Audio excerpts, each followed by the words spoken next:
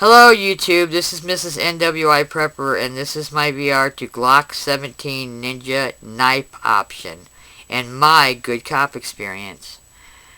Early one morning, my son called me and he's all upset and everything. He's at work. And my daughter-in-law had called him and told him my grandson, who was a toddler at the time, had shoved something up his nose and she wasn't sure what it was. So he's calling me to go run her to the hospital. So I go over there and I get him. And I tell my grandson, I'm like, okay, if you're really good for the doctor, you don't cry or anything, you do what the doctor says, I'll take you for a treat afterwards. And she also happened to be watching her niece at the time, who's like the same age as my grandson. So we go, and it was this little knob that he pulled off of something. You know, little toddlers, they got to experiment. And he shoved it up there, and the doctor got it right. You know, doctor got it out, no problem. So I took him for their treat, and as I was getting her niece out of the back seat of my car, I dropped my keys. So I get her out of the car, and without thinking, I shut the door. And guess where my keys were? On the floor of my car.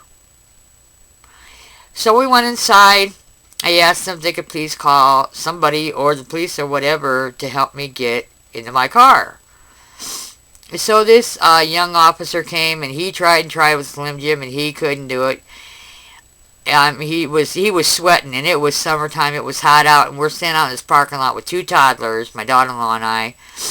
And there was a sandwich shop next door, and here comes this big old burly cop up there.